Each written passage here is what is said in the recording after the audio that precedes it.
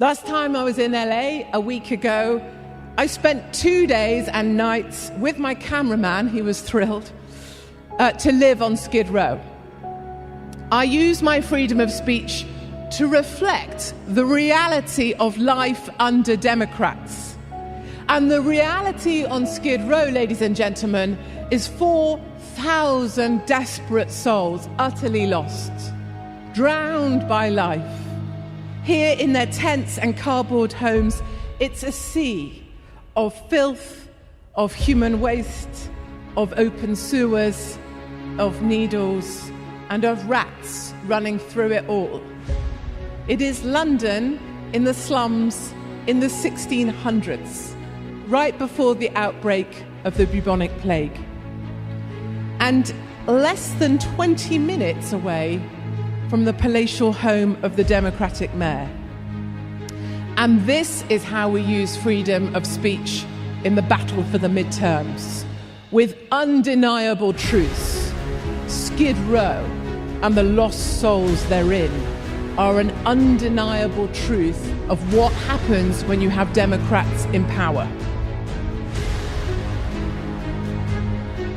At times, it feels like we are all in a battle for what is right, like we're at war for those against those who want to take our country to hell in a handcart with no brakes.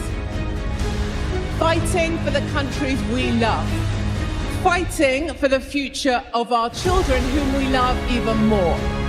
And from where I come from, it feels a bit like living on the front line, if I'm honest with you.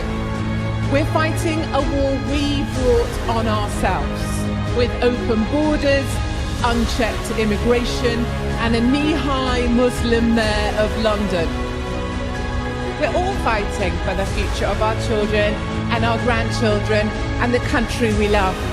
And my own country is in disarray. You will have seen the murder rate in the UK is now greater than that of New York. One day this week, 6 young people were stabbed in just 90 minutes in London. In that same 24-hour period, a total of 9 young people under the age of 20 lay dead or dying from knife attacks. The left have gutted the power of the law. It was said on Friday the Metropolitan Police have lost control of London. They even had to call in another police force, the City of London, because they've run out of officers to investigate the murders. The police can't stop and search for knives because it's racist. You can't round up the gang leaders bragging about their killings on YouTube because it infringes their human rights. And the kids know it. They commit a burglary or theft on motorbikes, and when the police give chase, if they're around, they throw their crash helmets into the curb because they know the police are not allowed to chase them if they're not wearing their safety helmet. That is the UK. In the UK, we put the health and safety of criminals before law and order for the victims. And our gutless politicians lack the moral courage to make unpopular decisions. And that's the thing these days. Too much time wanting to be liked, pandering to criminals, too little making the right decisions and accepting sometimes this will make you unpopular, or being prepared to be challenged.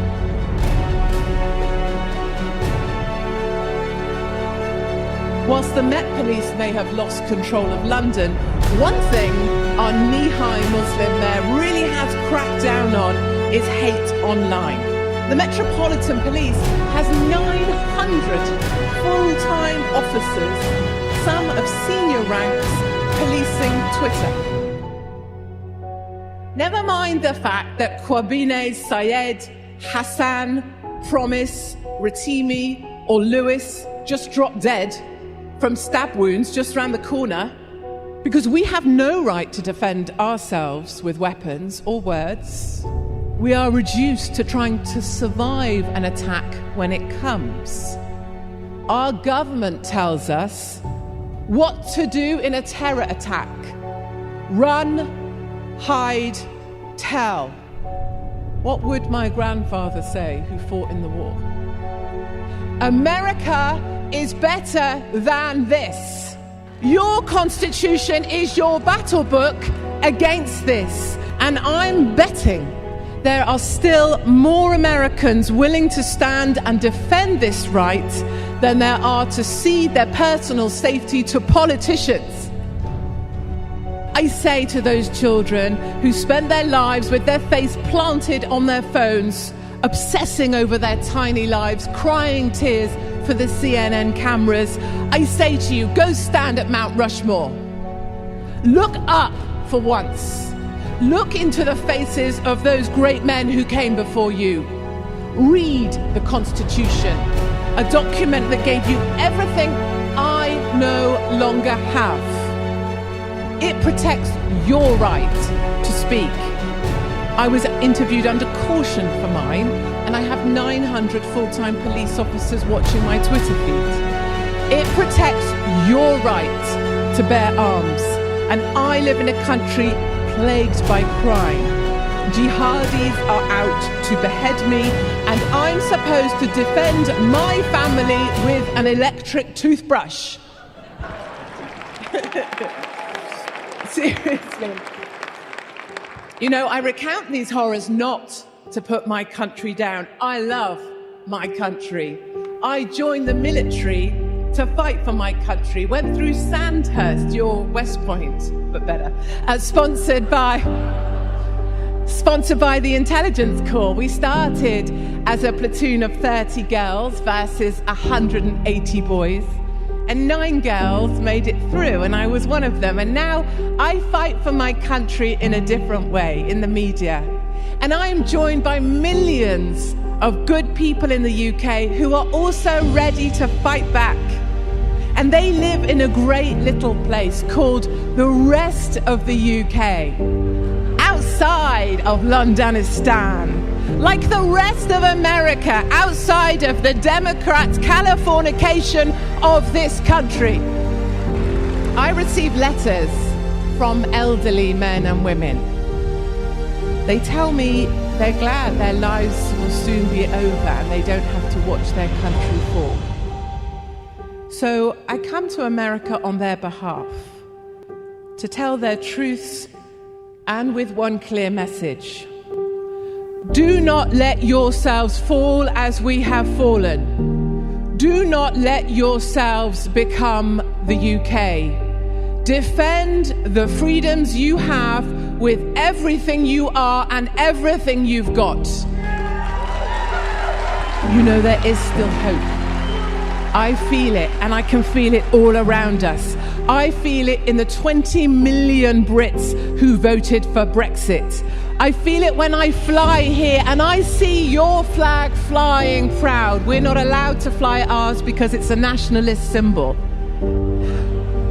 I feel it when I speak to a lovely lady at the airport who tells me she hasn't got a TV in her home because she will not allow her children to be brainwashed by the mainstream media, but that I should keep going and I should keep speaking out because it matters. I feel it.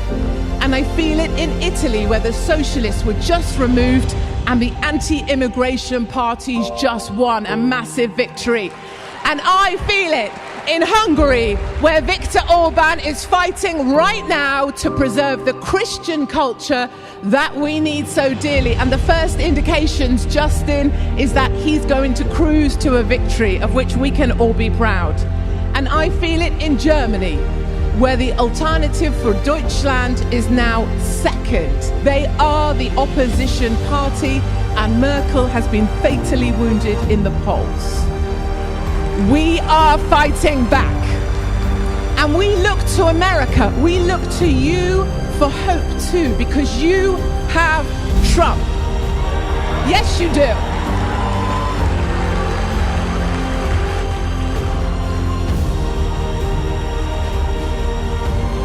Republicans will use their free speech to tell undeniable truths. Look at my country. What wouldn't I give for the right to bear arms as you do. Let the Democrats have their tissues, their issues, and their tears. You are armed with facts, firearms, and the Constitution. And I know which side I would rather be on. You go, you vote, you keep Trump in power, or you will have me to deal with, and that's a direct threat. Thank you very much.